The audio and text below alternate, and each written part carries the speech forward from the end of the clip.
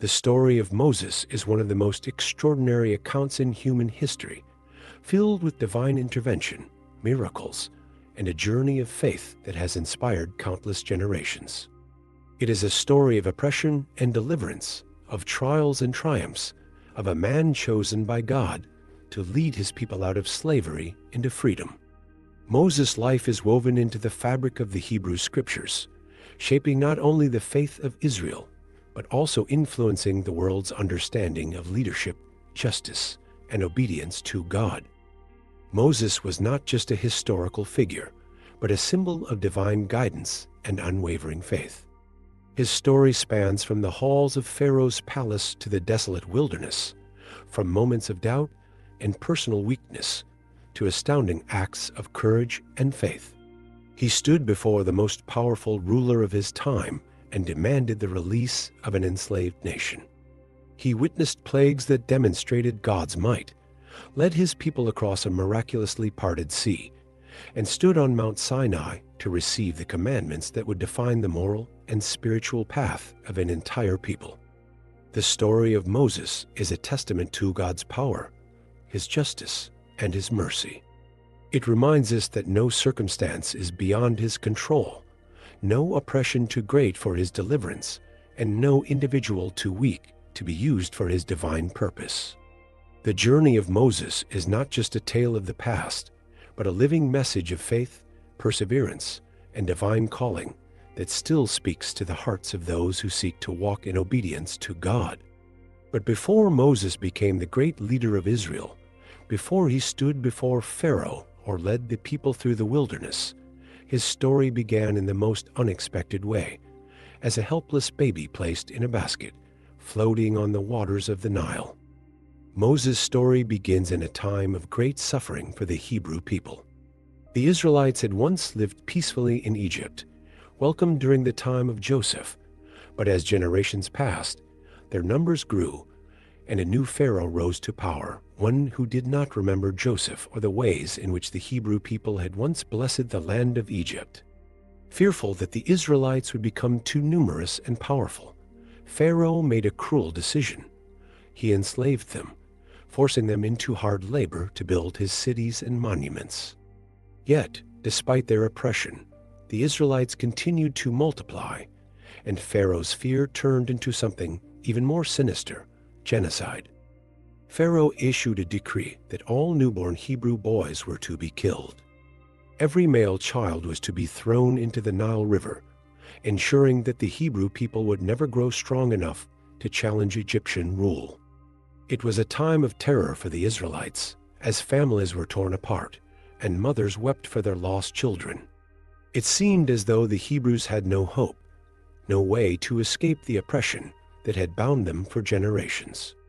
But God had a plan, and his plan began with a single child, Moses. In the midst of this brutal edict, a Levite woman named Jochebed gave birth to a son. She saw that he was a beautiful and special child, and she could not bear to see him killed. For 3 months, she hid him, keeping him safe from the soldiers who searched for newborn boys. But as he grew, it became impossible to keep him hidden any longer. She had to make an impossible choice. If she kept him, he would surely be found and killed, but if she let him go, she could only hope that God would protect him. With a mother's love and a heart full of faith, Jochebed prepared a small basket, coating it with tar and pitch so that it would float upon the waters. Then, with trembling hands, she placed her precious son inside and set him adrift on the Nile River. It was an act of both desperation and trust, a surrender to God's will, believing that somehow, in the vast and powerful currents of the Nile, her son would be saved. The basket floated down the river, carried by the gentle waves, until it came to rest among the reeds near the palace of Pharaoh. At that very moment, Pharaoh's daughter came down to bathe in the river, surrounded by her attendants. As she walked along the water's edge, she noticed the basket among the reeds. Curious, she sent one of her servants to retrieve it, and when she opened it, she saw the baby inside. The child wept, and something stirred in her heart. Though he was a Hebrew child, one who, by her own father's decree, should have been killed, she was moved with compassion. She could not bring herself to abandon him.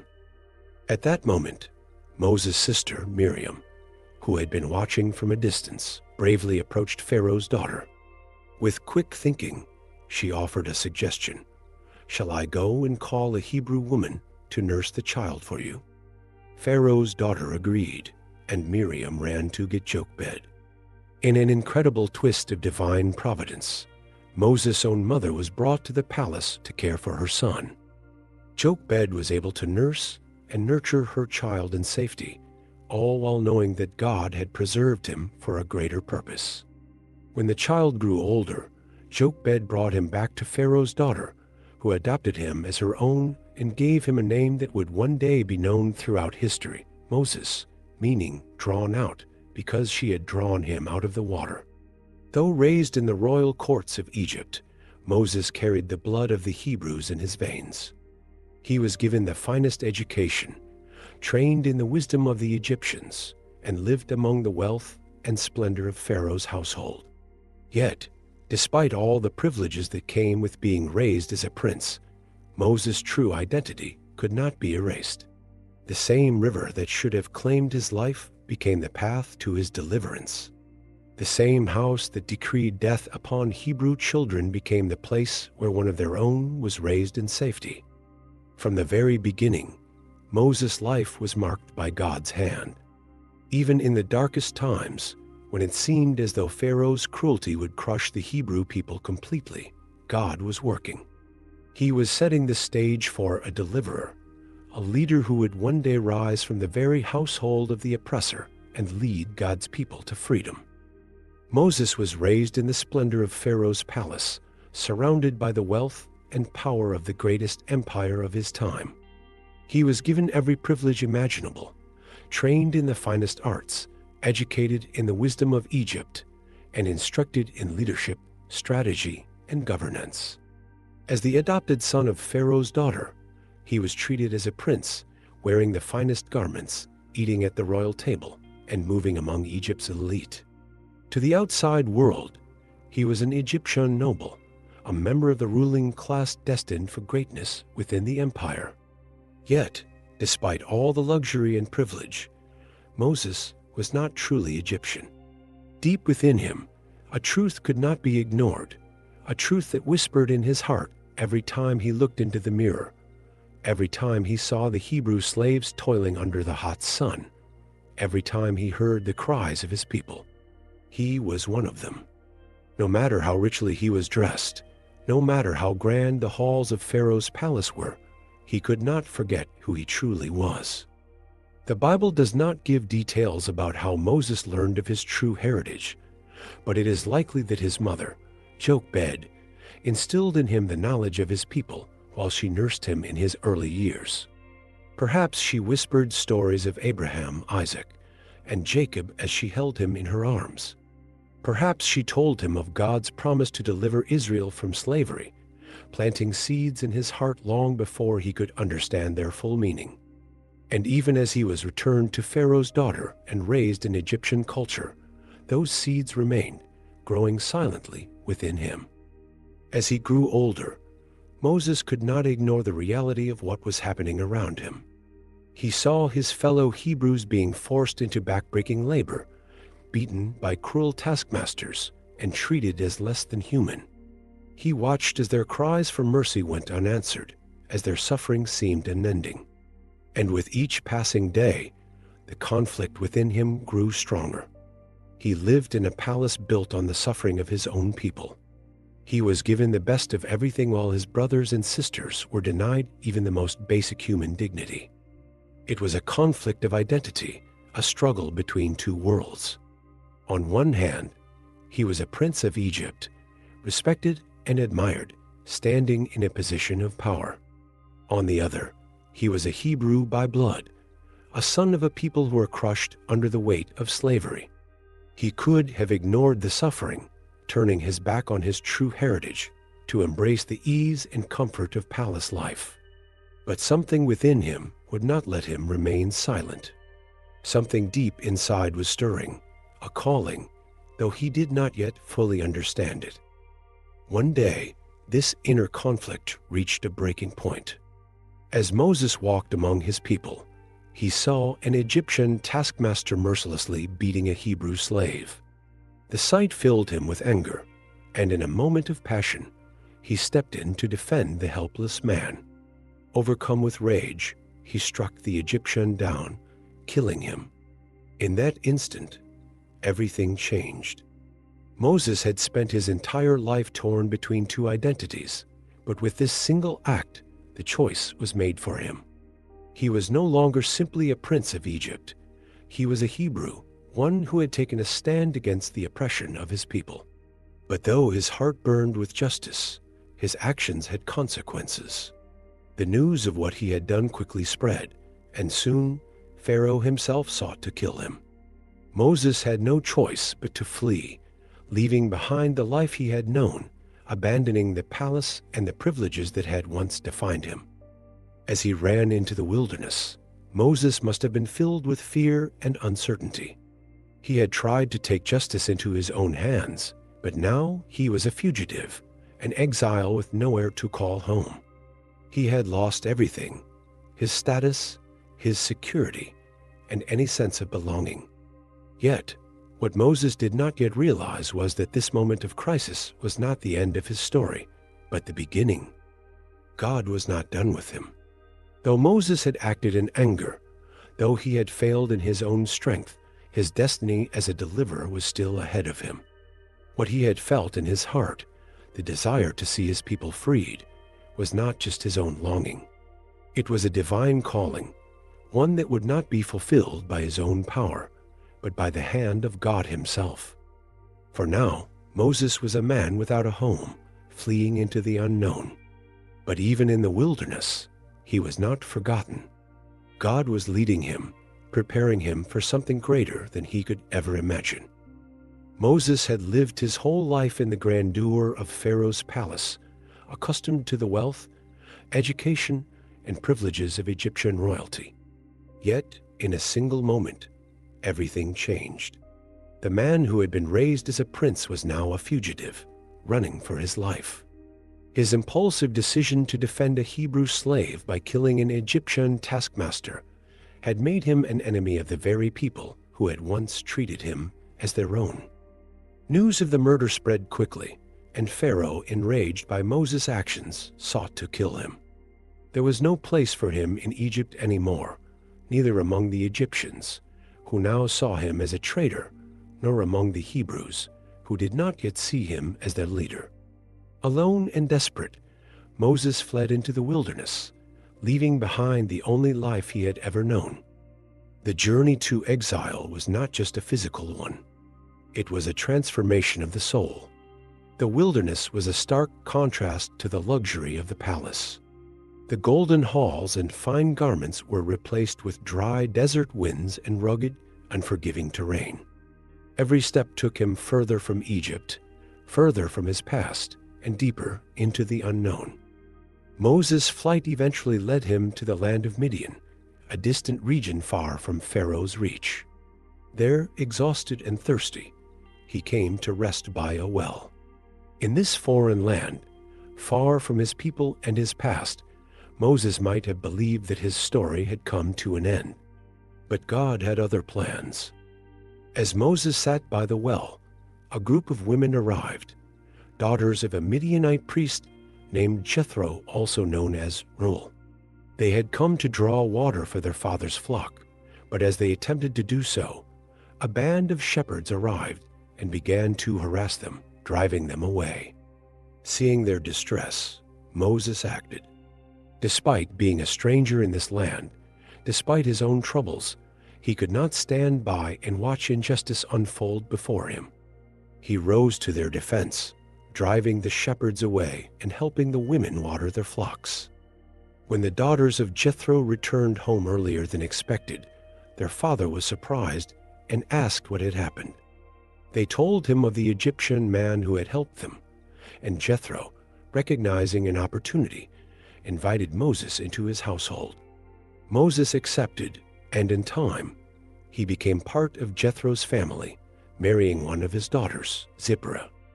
For years, Moses lived a simple life in Midian, tending to his father-in-law's sheep. The former prince of Egypt, who had once worn royal robes, now walked the hills in the garments of a shepherd. The man who had once held a scepter now carried a staff. The change was not just external. It was a reshaping of his character, a breaking down of pride, and a preparation for something greater. At first, this life must have seemed like a drastic fall from the greatness he had once known. But in God's eyes, it was not a fall, it was training. The wilderness was not a place of exile, but a place of refinement. The solitude gave Moses time to reflect, to listen, and to grow in humility. The work of a shepherd required patience, endurance, and care, all qualities that would one day be essential in leading an entire nation through the wilderness. Though he may not have realized it at the time, every day spent in Midian was shaping him for his true purpose. The desert winds were preparing him for the calling he had yet to receive. The lessons of the palace had taught him leadership, but the lessons of the wilderness were teaching him dependence not on himself, but on God. Many years had passed since Moses fled Egypt. The man who had once walked the halls of Pharaoh's palace now walked the rugged terrain of Midian, leading his father-in-law's sheep through the wilderness. He had settled into a quiet, humble life far removed from the grandeur and conflicts of Egypt. Perhaps he believed this was where he would remain for the rest of his days, an exile, a shepherd, a man whose past was behind him. But God had not forgotten Moses, nor had he forgotten his people. The suffering of the Israelites in Egypt had not gone unnoticed. Their cries for deliverance had reached the heavens, and the time for their redemption was near. Moses, though unaware, was about to step into the purpose for which he had been born. One day, as he led his flock through the wilderness, Moses came to Horeb, the mountain of God. There, something extraordinary caught his attention. A bush engulfed in flames, yet it was not consumed. The fire burned brightly, but the branches and leaves remained untouched, unaffected by the heat. It was a sight unlike anything he had ever seen, and curiosity compelled him to draw closer. As he approached, a voice called out from within the flames, "Moses! Moses!" Startled, Moses answered, "Here I am." Then the voice spoke again, "Do not come any closer. Take off your sandals, for the place where you are standing is holy ground." Moses trembled. He had heard of the God of his ancestors, Abraham, Isaac, and Jacob, but now he was standing in his presence. He removed his sandals and covered his face in reverence, afraid to look upon the divine glory before him. Then the Lord said, "I have seen the misery of my people in Egypt.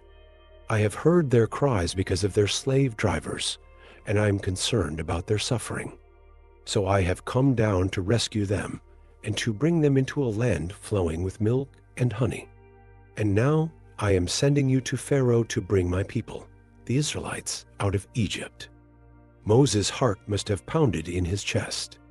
The weight of those words was overwhelming.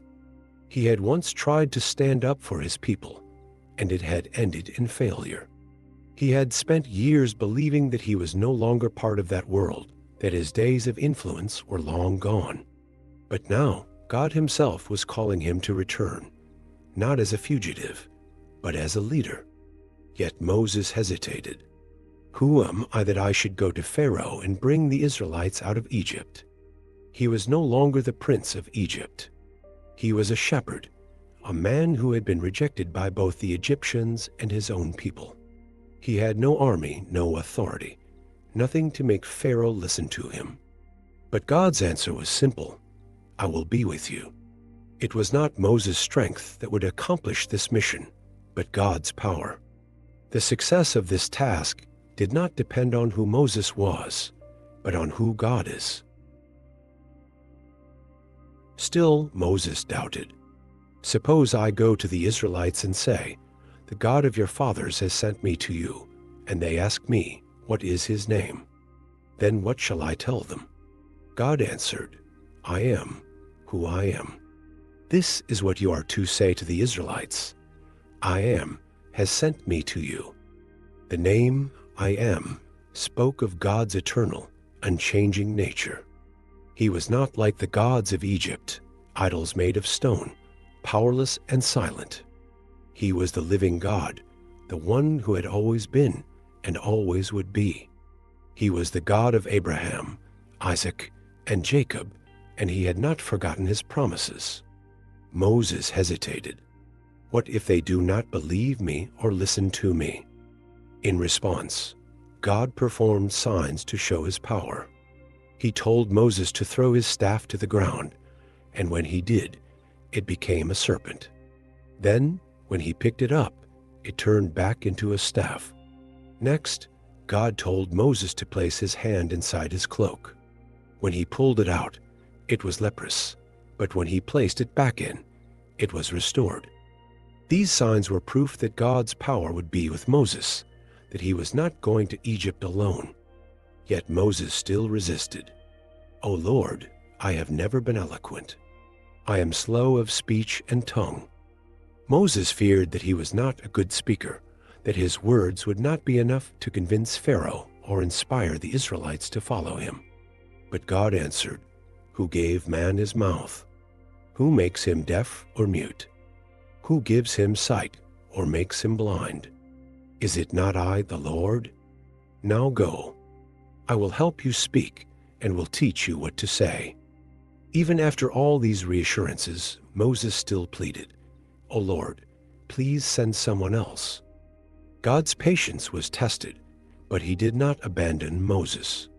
Instead, he provided a helper, Moses' brother Aaron, who would speak on his behalf. With that, Moses had no more excuses. God had called him, equipped him, and assured him that he would be with him every step of the way. There was no turning back. Moses took his staff, the same one that had turned into a serpent, and set out for Egypt. He was no longer just a shepherd in Midian. He was now the chosen deliverer of Israel, walking toward his destiny with the fire of God's calling burning within him, just as the bush had burned without being consumed. With his staff in hand and Aaron by his side, Moses set out for Egypt. The land he had once fled in fear was now the place he would return to in obedience. No longer was he a fugitive running for his life. Now he was a man on a mission from God, but he knew the task ahead would not be easy. Pharaoh was the most powerful ruler in the world, a man who considered himself a god. Convincing him to release an entire nation of slaves would not come through mere words. It would require the power of the Almighty. Upon arriving in Egypt, Moses and Aaron gathered the elders of Israel and told them everything the Lord had spoken. They showed the signs God had given them, and the people believed. Hope, long buried under years of suffering, began to rise among them. They bowed and worshipped, for they understood that God had heard their cries and had sent a deliverer. With courage and faith, Moses and Aaron then went before Pharaoh. Standing in the grand halls of the palace where Moses had once lived, he now faced the ruler of Egypt as a messenger of the Lord.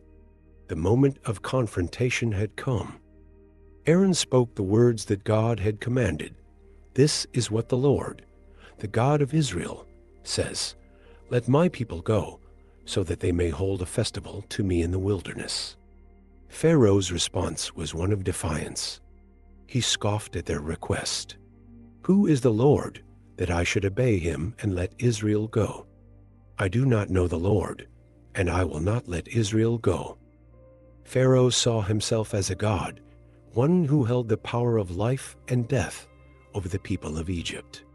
He had no reason to fear an unknown deity of an enslaved people. Instead of relenting, he increased the oppression of the Israelites.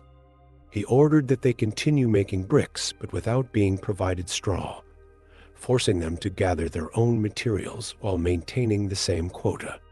The people groaned under the heavier burden, and their hope turned to anger. Moses cried out to the Lord, questioning why he had sent him if things were only getting worse.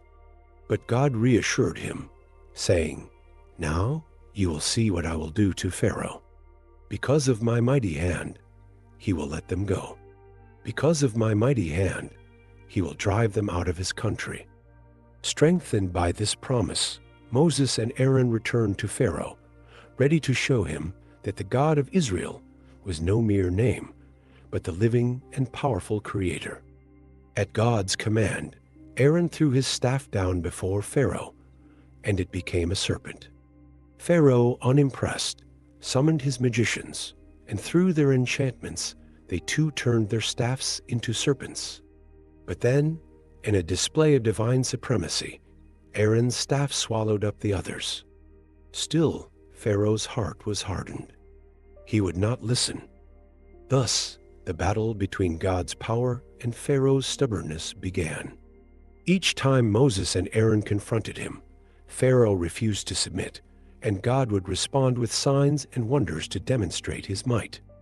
Egypt, the land of Pharaoh's pride, was about to witness the hand of the Almighty. The stage was set for the 10 plagues that would shake the empire to its core, proving that no earthly king could stand against the will of the Lord.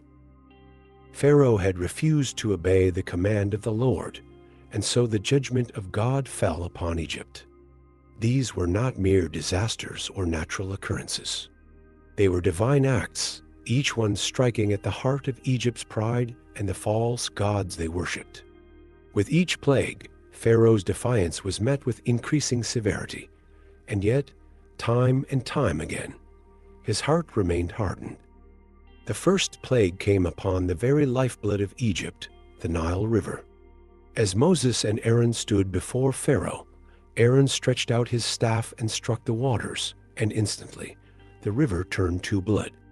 Fish died, the water became foul, and the people of Egypt could find nothing to drink. Even the water stored in jars and wells was tainted.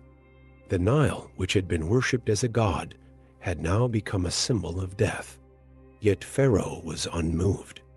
His magicians, through their own enchantments, mimicked the plague, and Pharaoh's heart remained hardened. Then came the plague of frogs.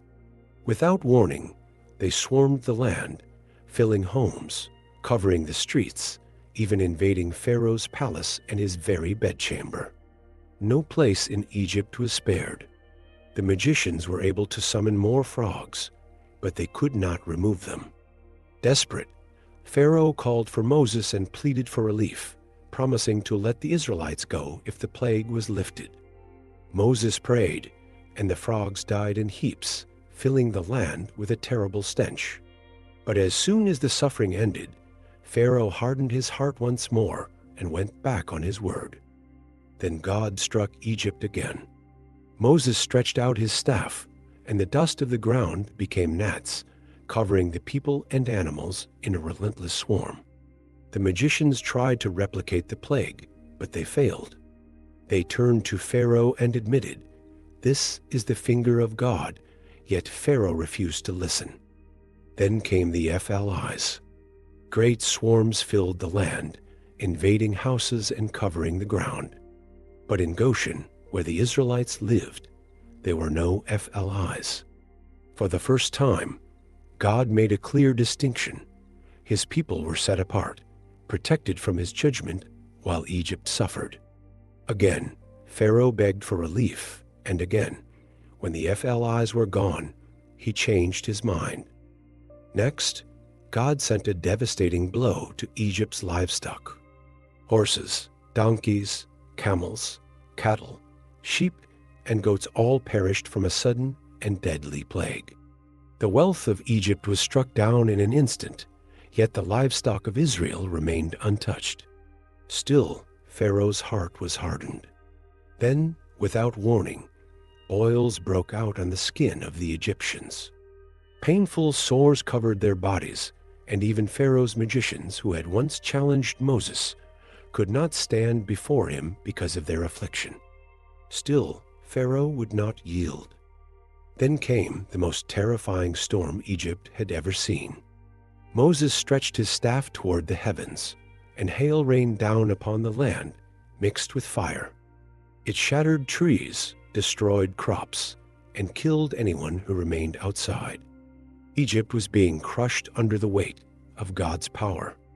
Pharaoh, filled with fear, admitted his sin and begged Moses to intercede. Moses prayed, and the storm ceased. But as soon as the skies cleared, Pharaoh once again turned away. Then God sent the locusts. A great wind carried them into Egypt, and they devoured everything left standing after the hail. Not a single green leaf remained. The land was left desolate, and the people suffered. Once more, Pharaoh called for Moses and Aaron, confessed his wrongdoing, and asked for the plague to end. But no sooner had the locusts been removed than Pharaoh's stubborn heart returned. Then, without warning, a thick darkness fell upon Egypt. For 3 days, the land was covered in a deep, unnatural blackness. No one could see. No one could move. Yet in the land of Goshen, where the Israelites lived, there was light. This was not just an absence of the sun. It was a display of God's power over the very forces of nature. Even then, Pharaoh refused to let Israel go. The final plague was the most devastating of all. God had struck the land, the animals, the crops, and the skies, but Pharaoh had refused to bow before him. Now he would strike at the heart of Egypt. The firstborn of every household, from Pharaoh's own son to the lowest servant, would die in a single night.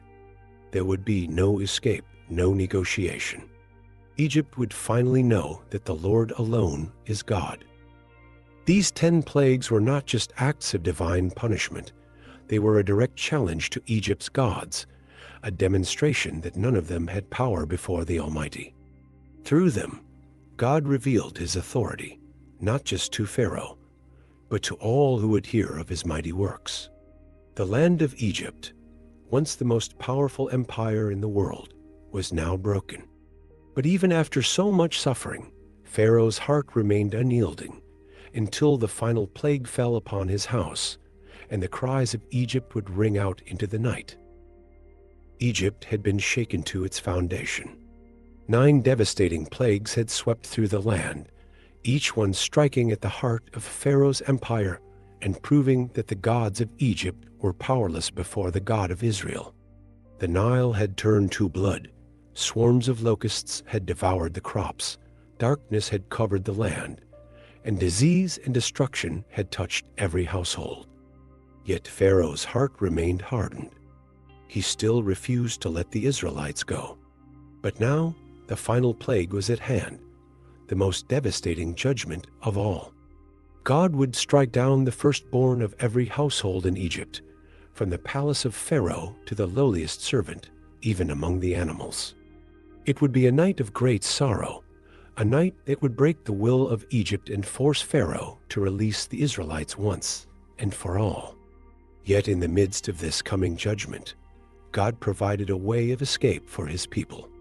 He gave Moses specific instructions for the Israelites to follow, a sign that would mark them as his own and spare them from the destruction that was about to unfold. Each household was to take a lamb, one without blemish, and sacrifice it at twilight. They were to take some of the lamb's blood and apply it to the doorposts and the lintel of their houses. Then they were to roast the lamb and eat it with unleavened bread and bitter herbs, dressed and ready to leave Egypt at a moment's notice. God declared, "On that same night, I will pass through Egypt and strike down every firstborn, both men and animals, and I will bring judgment on all the gods of Egypt. I am the Lord.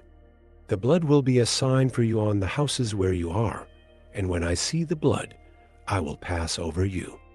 No destructive plague will touch you when I strike Egypt." This was the first Passover, a sacred moment that would be remembered for generations.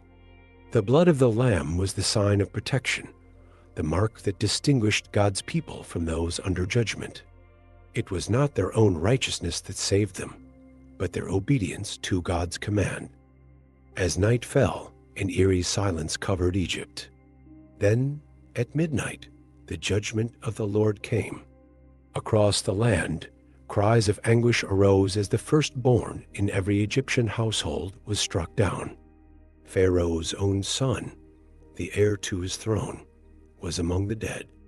The nation of Egypt, once proud and defiant, was now broken. In his grief and fear, Pharaoh finally relented. He summoned Moses and Aaron in the middle of the night and said, "Leave my people, you and the Israelites. Go, worship the Lord as you have requested. Take your flocks and herds and go." The Israelites, who had been slaves for generations, were now free. They gathered their belongings, their flocks, and the gold and silver given to them by the Egyptians, who urged them to leave quickly. With haste, they departed from the land that had once bound them in chains. The Passover was not just an event of deliverance. It was a foreshadowing of a greater salvation to come. The blood of the Lamb that spared the Israelites pointed forward to the ultimate Lamb of God, Jesus Christ, whose blood would one day bring deliverance from sin and death. From that night onward, the Israelites were commanded to remember the Passover, to celebrate it as a lasting ordinance for all generations. It was a reminder that their freedom was not won by their own power, but by the mighty hand of God. And so, under the cover of night, a nation once enslaved walked toward freedom. The journey was just beginning, but the power of God had been revealed. Egypt had been humbled, and Israel had been redeemed. The Lord had kept his promise. His people were finally leaving Egypt. The night of the Passover had changed everything. Pharaoh's will had been broken, and the once enslaved Israelites were finally free. After centuries of oppression, their chains were gone, their burdens lifted. As the first light of dawn touched the land of Egypt, an entire nation began to move. The sight must have been overwhelming. Hundreds of thousands of men, women, and children, along with their livestock and belongings, streaming out of Egypt. Families walked together, their faces filled with a mixture of joy and uncertainty. Some carried the treasures of Egypt, given to them by the fearful Egyptians who urged them to leave quickly. Others clung to their children, whispering words of hope, their hearts still beating with the memory of the night before. At the head of this vast multitude was Moses, the man whom God had chosen to lead them. No longer was he the fugitive who had fled Egypt in fear. Now he walked with confidence, his staff in hand, knowing that the Lord himself was guiding them. Though they had been freed, the journey ahead was unknown.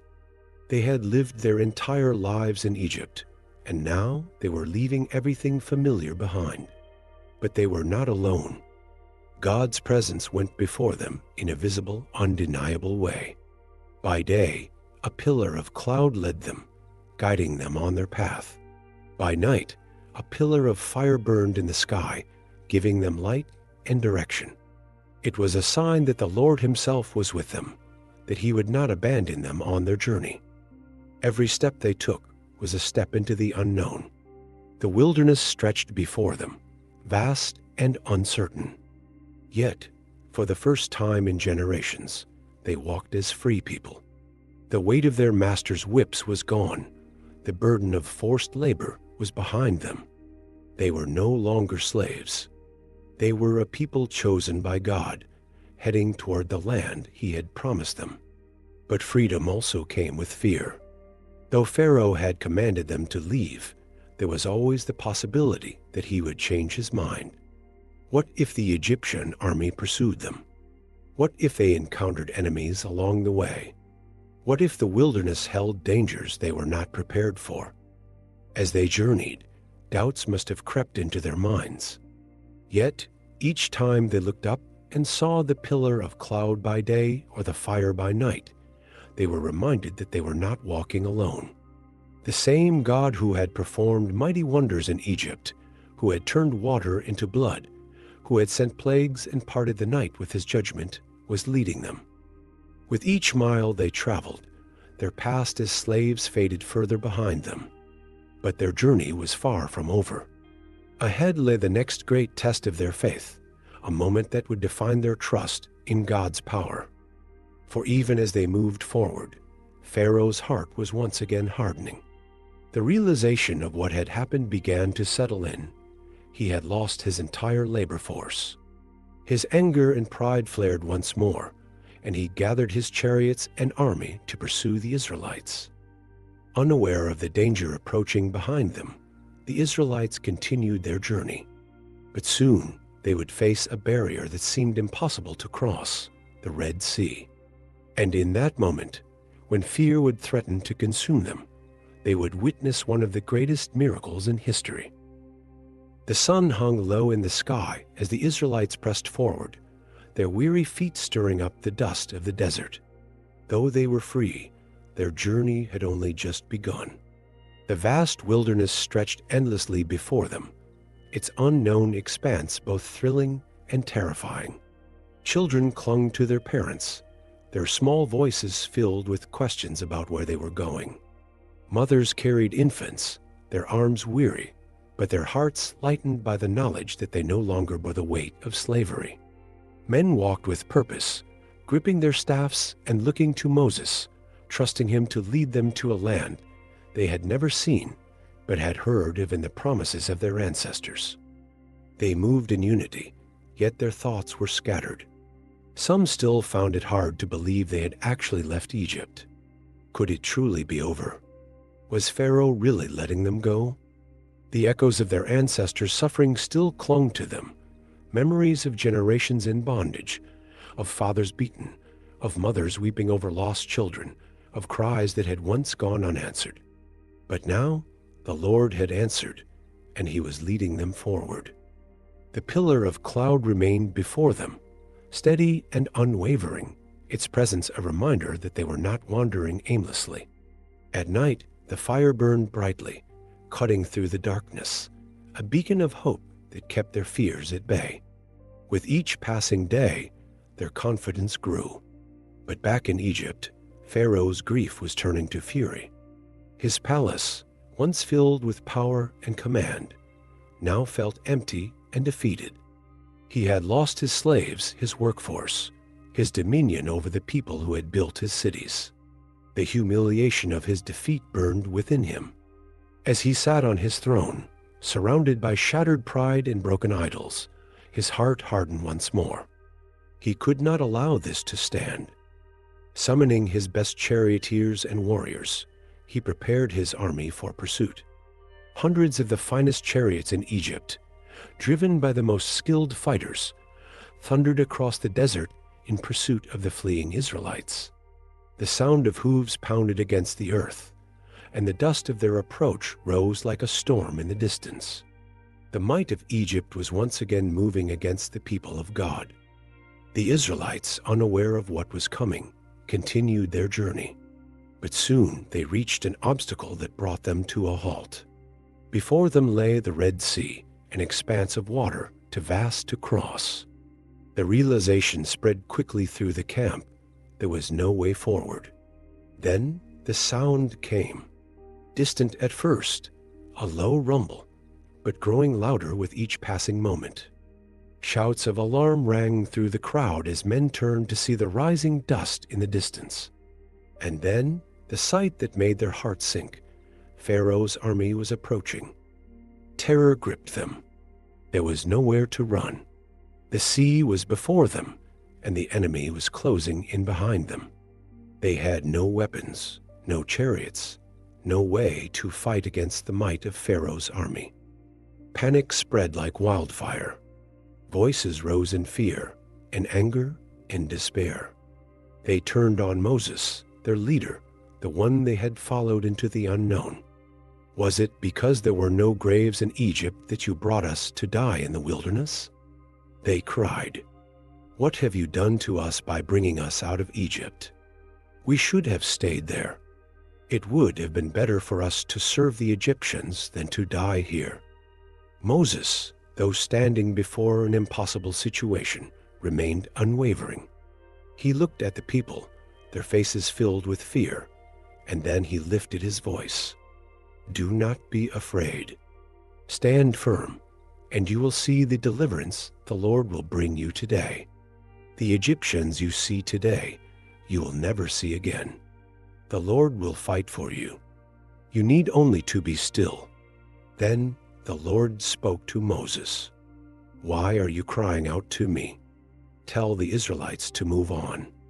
Raise your staff and stretch out your hand over the sea to divide the waters so that the Israelites can go through on dry ground. Moses turned back to the sea. The command had been given.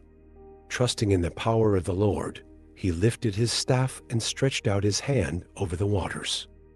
A mighty wind arose. The sea began to churn, its waves surging and shifting as though responding to an unseen force. Then, before the eyes of the astonished Israelites, the waters parted. Great walls of water rose on either side, forming a path through the sea. The ground beneath was dry, cleared by the breath of the Almighty. The impossible had become reality. A hush fell over the people. Then the command to move came, and slowly, cautiously, they stepped forward. Parents carried their children, shepherds led their flocks, elders leaned on their staffs, all moving forward in a moment of faith. Step by step, they walked through the sea on dry ground, passing between the towering walls of water. Behind them, Pharaoh's army saw the path and charged forward. The chariots rushed into the sea, their wheels turning on the dry seabed. The warriors of Egypt, believing they still held the power, pursued their prey, never realizing they were rushing headlong into their own destruction. As the last of the Israelites stepped onto the far shore, the Lord spoke again to Moses. Stretch out your hand over the sea. Moses obeyed. The wind ceased. The waters trembled. Then, with a deafening roar, the walls of water collapsed. The sea rushed back into place, swallowing the Egyptian chariots and horsemen. The army that had pursued them was no more. Pharaoh's might had been drowned in the very waters that had given the Israelites a path to freedom. A great silence fell over the people. Then, as realization set in, their silence turned to shouts of joy. Their fear had been turned into victory. The Lord had fought for them, just as he had promised. They were free, not just from their chains, but from their enemies. On the shore of the Red Sea, the people of Israel lifted their voices in praise. Moses and the Israelites sang a song of victory, declaring, "The Lord is my strength and my defense. He has become my salvation. He is my God, and I will praise him. The Lord is a warrior. The Lord is his name. Pharaoh's chariots and his army he has hurled into the sea." Miriam, Moses' sister, took up a tambourine, and the women joined her in dancing and singing, rejoicing in the power of their deliverer. The Red Sea had been their greatest obstacle, their greatest moment of fear, but it had become the place of their greatest miracle. Now their journey would continue. The wilderness lay ahead, filled with new challenges, new tests of faith. But they had seen the hand of the Lord. They had walked through the sea on dry ground. They knew beyond any doubt that the God who had parted the waters would never abandon them. The Red Sea was behind them, and Pharaoh's army was no more. The Israelites had witnessed one of the greatest miracles in history, a demonstration of God's power that had forever shattered the grip of Egypt over their lives. They had walked through the sea on dry ground. They had seen their enemies swallowed by the waters, and they had sung songs of victory on the shores of deliverance. But freedom did not mean ease. Their journey had only just begun. The wilderness stretched before them, vast, dry, and unforgiving. They had left behind the cruelty of their oppressors, but now they faced the harsh reality of survival. The land was barren, and the provisions they had carried from Egypt quickly dwindled. The excitement of their escape began to fade, replaced by the pangs of hunger and thirst. Soon, the people began to grumble. The memory of slavery was bitter, but in their desperation, they began to recall Egypt not for its cruelty, but for its food. If only we had died by the Lord's hand in Egypt, they cried. There we sat around pots of meat and ate all the food we wanted, but you have brought us into this desert to starve us to death. They had seen God part the sea, yet now, in the face of hunger, their faith wavered. But God did not bring them into the wilderness to let them perish. He had not only freed them from Egypt, but he was also teaching them to trust him completely. And so he provided. That evening, as the sun set behind the desert horizon, quail appeared and covered the camp, providing meat for the people to eat. And the next morning, as the first light of dawn touched the earth, something unfamiliar covered the ground. It was white, fine, and delicate, like frost upon the desert floor. When the Israelites saw it, they asked, "What is it?" For they had never seen anything like it before. Moses told them, "It is the bread the Lord has given you to eat." God had sent manna from heaven, a miraculous provision that would sustain them in the wilderness. It was unlike any food they had known. It appeared each morning with the dew, and when the sun grew hot, it melted away. They were to gather just enough for each day, trusting that God would provide again tomorrow.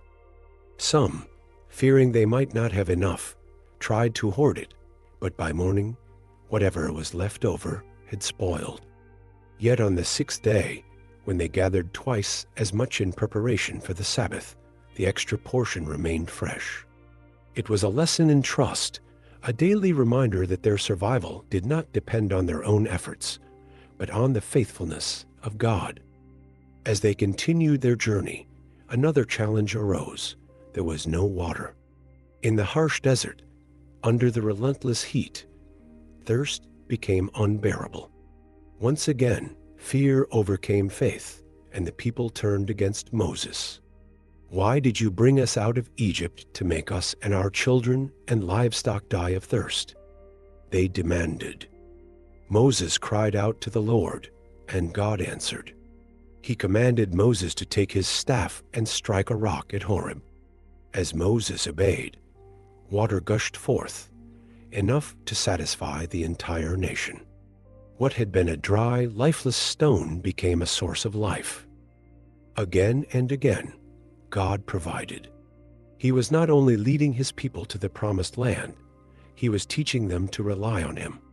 He was showing them that he was not only the God of miracles in Egypt, but also the God of provision in the wilderness.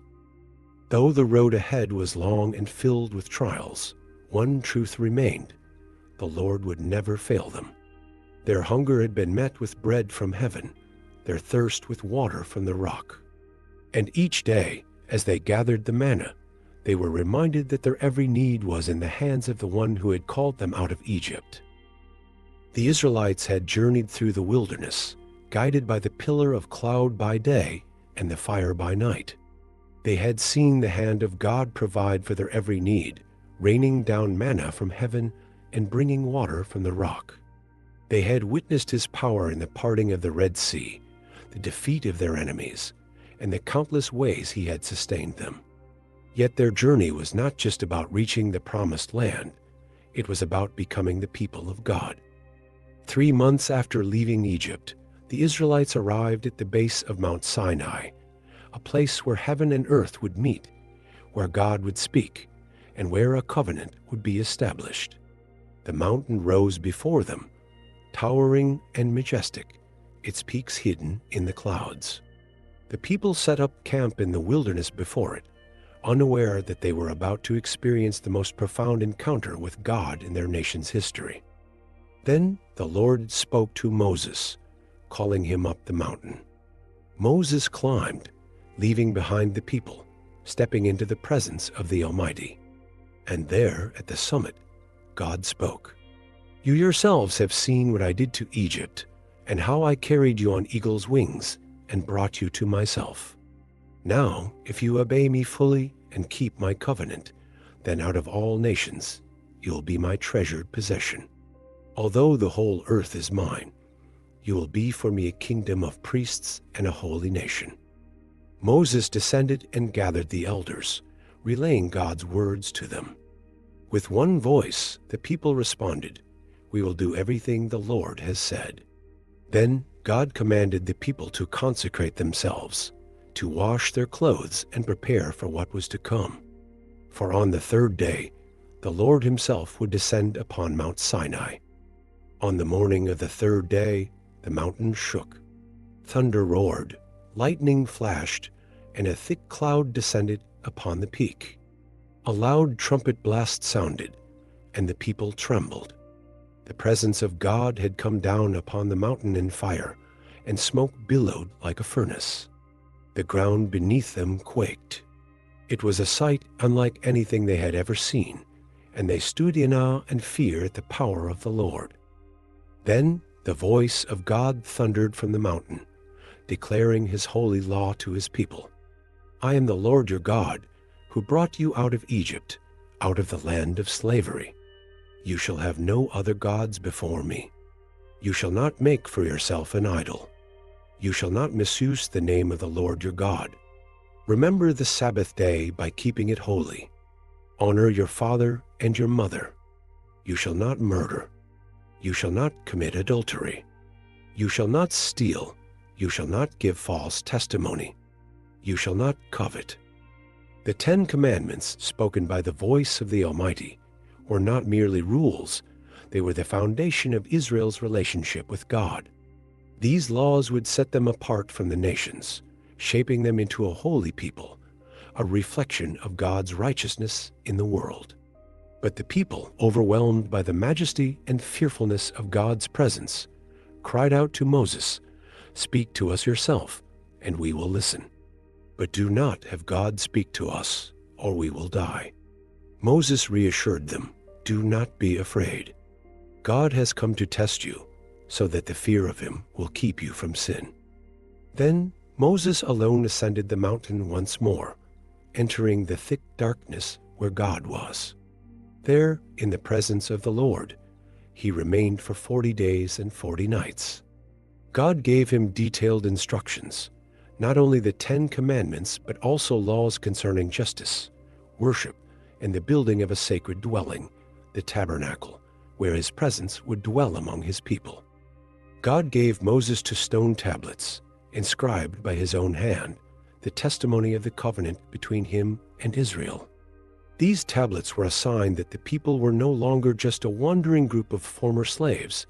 They were a nation called by God, set apart for his purposes. But even as Moses stood in the presence of the Almighty, receiving the holy law, the hearts of the people below were beginning to turn.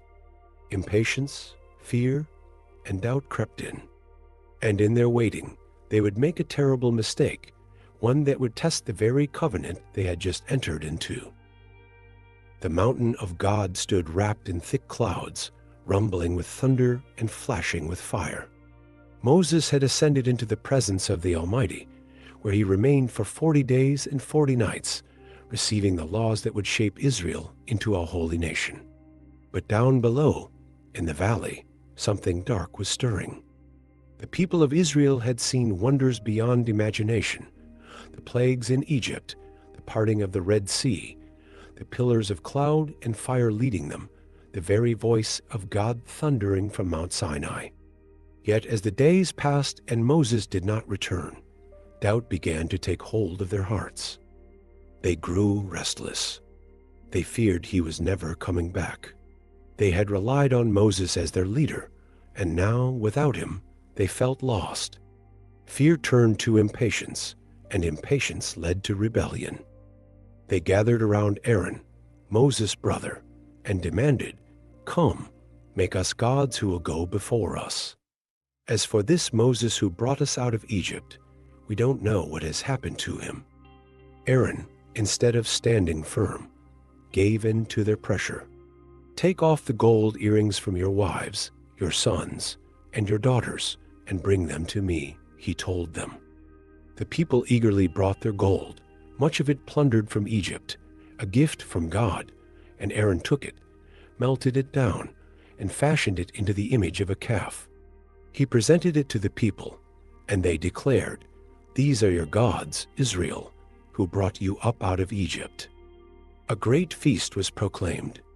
The people offered sacrifices before the golden calf, celebrating as if they had found a new god to lead them.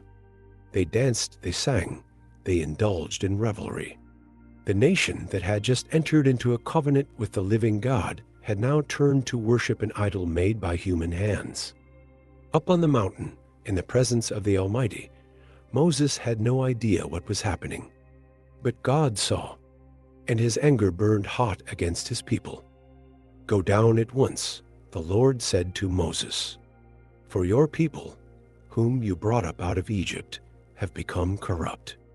They have quickly turned away from what I commanded them. They have made an idol and bowed down to it, sacrificing to it and saying, 'These are your gods, Israel, who brought you up out of Egypt.' I have seen these people, and they are a stiff-necked people. Now leave me alone so that my anger may burn against them, and I may destroy them. Then I will make you into a great nation." It was a moment of crisis.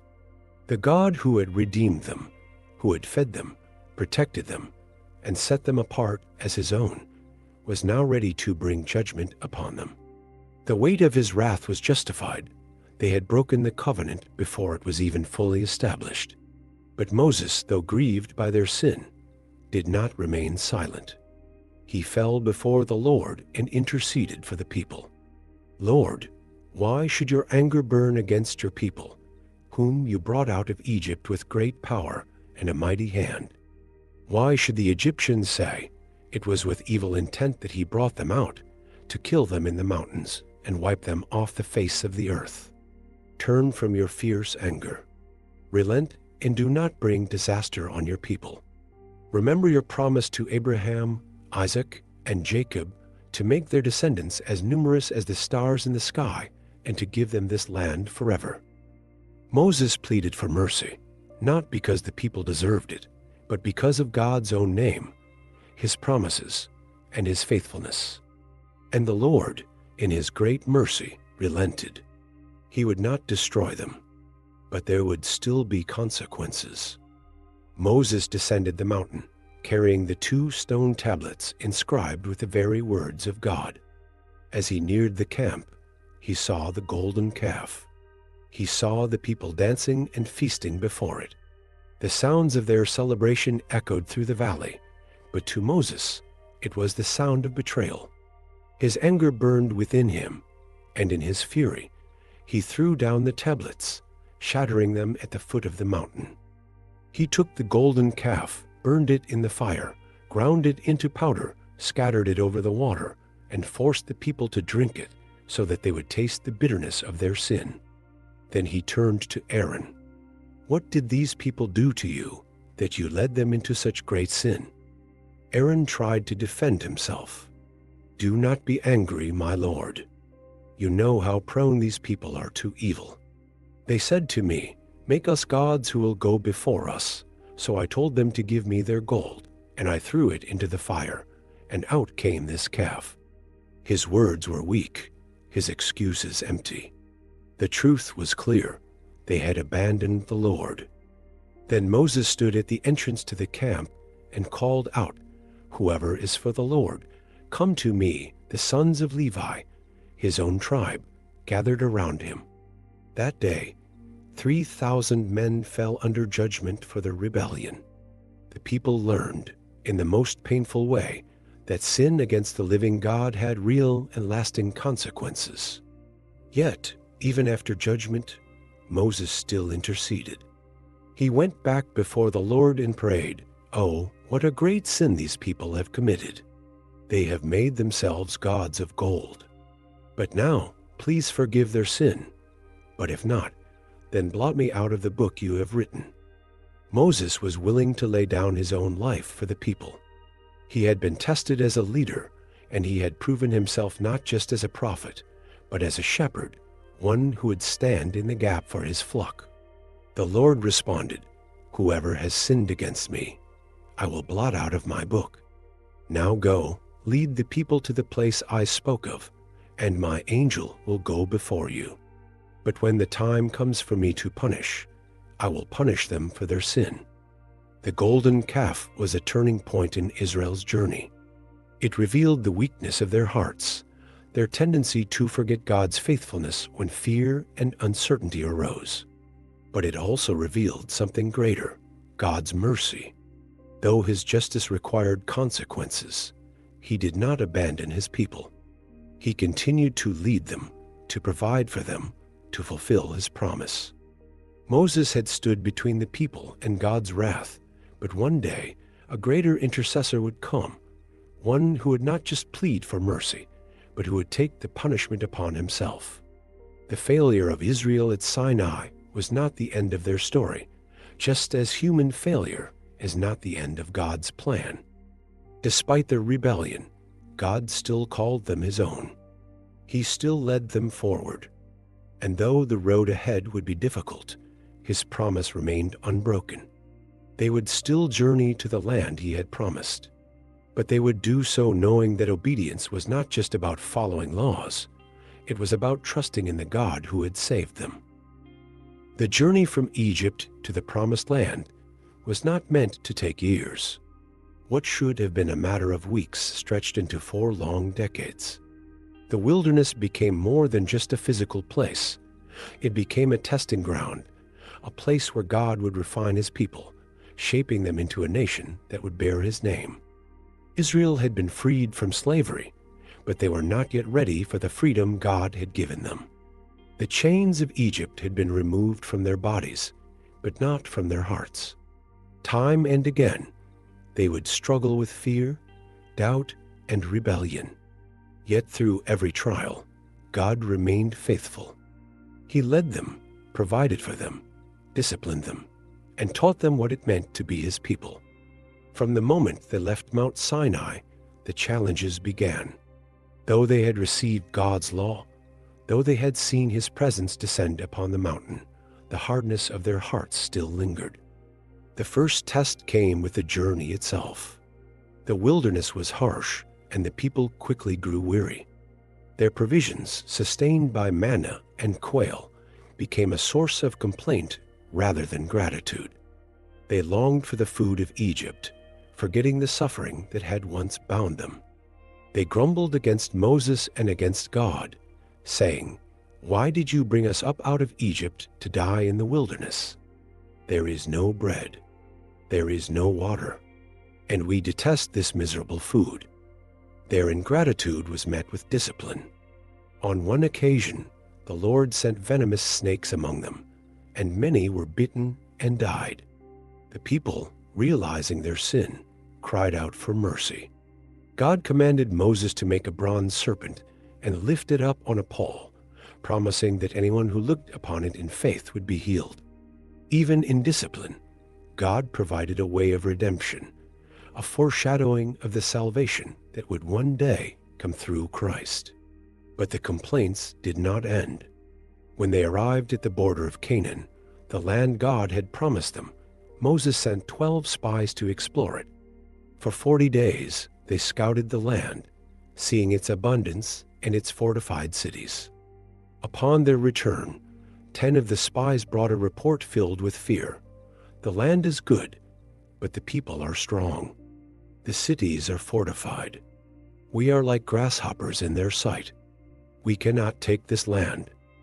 Only 2, Joshua and Caleb, stood in faith. "The Lord is with us," they declared. "Do not be afraid. He will give us the land." But the people listened to fear instead of faith. That night, they wept and rebelled.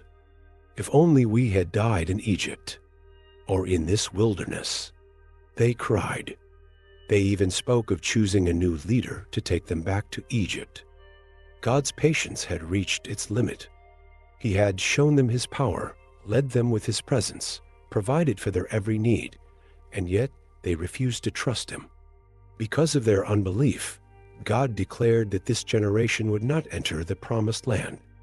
Instead, they would wander in the wilderness for 40 years, until every one of them had perished, except for Joshua and Caleb, the only 2 who had remained faithful. With heavy hearts, the people realized their mistake. But rather than humbling themselves, they tried to take the land in their own strength. Ignoring Moses' warning, they marched out to fight the inhabitants of Canaan, but God was not with them. They were defeated and driven back. The years of wandering began. It was a time of discipline, but also of preparation. God continued to provide manna each morning. He brought water from the rock. He guided them with his presence.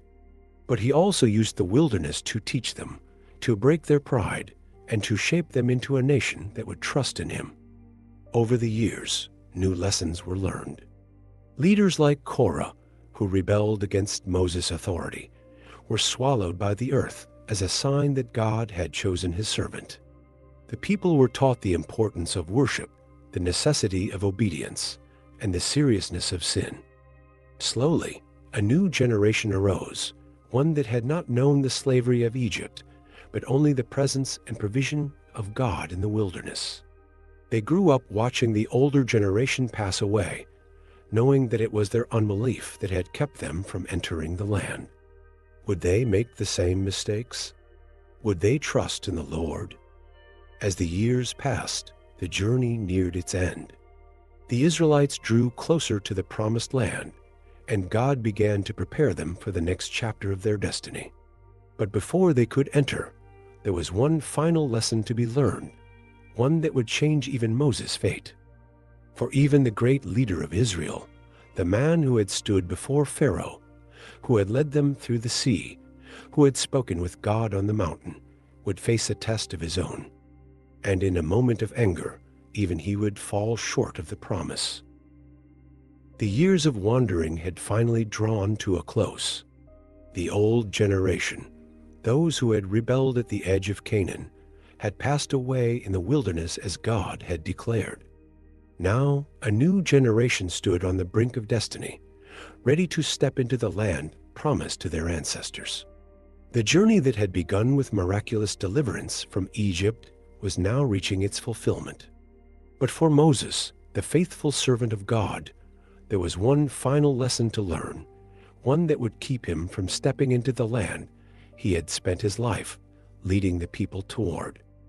Though Moses had been chosen by God to deliver Israel, though he had led them through the Red Sea, received the law on Mount Sinai, and interceded on their behalf countless times, he too had a moment of failure. The Israelites had once again found themselves without water, and as before, they grumbled against Moses and Aaron. They cried out in frustration, accusing their leaders of bringing them into the wilderness to die. The complaints of the people had been a constant burden on Moses for decades, yet this time, the weight of their rebellion pressed too heavily on his heart. God had commanded Moses to speak to a rock, and from it, water would flow to quench the thirst of the people.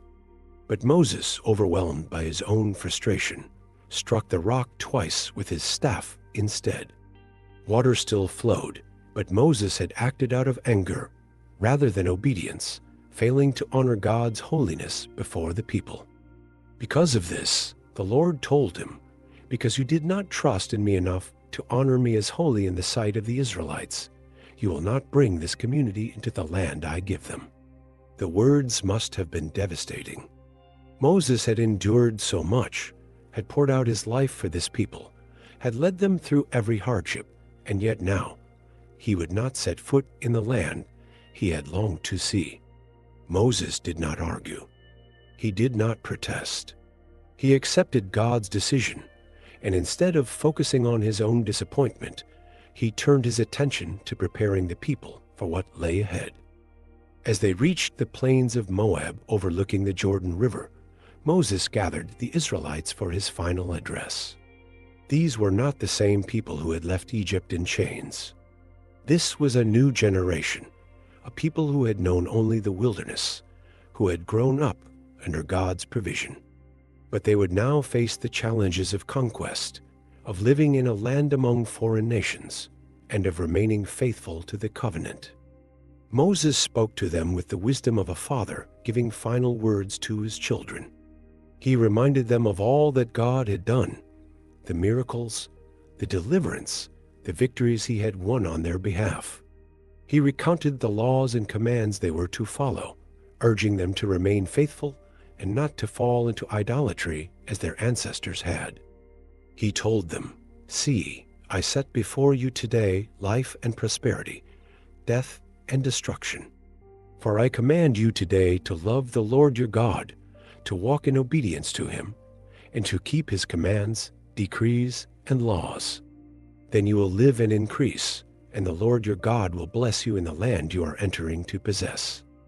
He called heaven and earth as witnesses, giving them a choice. "This day I call the heavens and the earth as witnesses against you, that I have set before you life and death, blessings and curses. Now choose life, so that you and your children may live, and that you may love the Lord your God, listen to his voice, and hold fast to him." And then he turned to Joshua, the one chosen to succeed him. In front of all Israel, he commissioned him as the new leader, speaking the words that would be repeated throughout history. "Be strong and courageous, for you must go with this people into the land that the Lord swore to their ancestors to give them. The Lord himself goes before you and will be with you. He will never leave you nor forsake you." His task was complete, his mission fulfilled. God spoke to Moses one last time. He led his servant to the top of Mount Nebo, from where Moses could see the whole land of Canaan spread out before him, the land promised to Abraham, Isaac, and Jacob. From that high place, Moses looked upon the land he had longed to enter, the land he had dreamed of for 40 years. He saw the hills, the rivers, the fertile plains, the cities that would soon belong to Israel. And there, on Mount Nebo, Moses, the greatest prophet of Israel, the man who had spoken with God face to face, breathed his last. He was buried by the Lord himself, and to this day, no one knows where his grave lies. The Israelites mourned him for 30 days, for though he had not entered the land, he had led them to its very threshold. His leadership, his faith, and his obedience had shaped them into the nation they were now ready to become. And so, the mantle passed to Joshua. The people crossed the Jordan, stepping into the promise, but they did so carrying the lessons of Moses, the man who had led them out of slavery, who had stood between them and God's judgment, who had given them the law, and who had shown them what it meant to follow the Lord with all their heart. Though he did not enter the promised land, Moses' legacy lived on. His words, his teachings, and his faithfulness would be remembered for generations. He had walked with God, and now his journey had ended, not in disappointment, but in the presence of the Almighty. Moses' life was unlike any other. From the moment he was placed in a basket on the Nile as an infant to the day he stood on Mount Nebo overlooking the promised land, his journey was marked by divine purpose. He was a man chosen by God, shaped by hardship, refined through trials, and strengthened by faith. He had spoken with God as no other prophet before him, had led an entire nation out of slavery, had stood as an intercessor between God and his people, and had faithfully delivered the law that would define Israel for generations to come. Yet Moses was not without flaws. He struggled with doubt, wrestled with anger, and in the end, faced the consequence of his own failure. But through it all, his life testified to one great truth: God does not call the perfect, but he perfects those he calls. The story of Moses is the story of a man who walked with God, who learned to trust in his power, and who surrendered his life to a purpose far greater than himself. He was a man who, at first, hesitated at God's calling, saying he was slow of speech and unworthy of the task. And yet, by God's hand, he became the voice of deliverance for an entire nation. His legacy is one of obedience. Even when the path was difficult, even when the people rebelled, even when the burden of leadership seemed too heavy to bear, Moses continued to follow God's command. He stood before Pharaoh, declaring God's will with unwavering resolve. He lifted his staff over the Red Sea, trusting that God would make a way. He climbed Mount Sinai to receive the law, standing in the presence of the Almighty. And he spent 40 years leading a people who often doubted him, yet he never abandoned them, just as God never abandoned him. His legacy is one of intercession. Time and again, when Israel sinned, Moses fell before the Lord and pleaded on their behalf. He understood the heart of a mediator, one who stands between the people and their God, seeking mercy instead of judgment. He was willing to bear the burden of their failures, to suffer for their sake, to even ask God to erase his own name from the book of life if it meant saving them. His legacy is one of faith. He saw the miracles of God, yet he also endured long seasons of waiting. He believed in God's promises even when they seemed distant. He trusted in God's presence even when the journey was uncertain. And though he never entered the promised land, he never doubted that God's plan would be fulfilled. Moses' influence did not end with his death. His name would be remembered throughout the generations. He was the prophet who set the foundation for Israel's identity, the lawgiver whose words would guide them long after he was gone. And centuries later, when Jesus walked the earth, people would look to him and say, "Could this be the prophet like Moses?" Indeed, Moses' life foreshadowed a greater deliverer to come, one who would not just free a people from physical slavery, but from the bondage of sin. Just as Moses led the Israelites out of Egypt, Jesus would lead all who believe in him into true freedom. Just as Moses stood before God as an intercessor for the people, Jesus would stand as the ultimate mediator, offering himself as the perfect sacrifice. The life of Moses is more than history. It is a testimony of what God can do through one person who surrenders to him. His story continues to inspire those who seek to follow God's calling, reminding them that no past mistake, no weakness, no uncertainty can stand in the way of God's purpose. Moses' journey ended on Mount Nebo, but his legacy lives on in every heart that chooses faith over fear, obedience over doubt, and surrender over self. His life declares that God is faithful, that his promises never fail, and that those who walk with him, though they may not see the fulfillment with their own eyes, will have a place in his eternal kingdom. And so, the story of Moses does not truly end. It continues in the lives of all who, like him, choose to follow where God leads. If this story has inspired you, take a moment to support this channel. Subscribe so you don't miss future content, like this video to help spread its message, and leave a comment sharing your thoughts on what impacted you most from Moses' journey. And if you know someone who could be encouraged by this story, share this video with them. Thank you for watching, and may your own journey of faith be strengthened as you walk with God, just as Moses did. Stay blessed, and see you in the next video.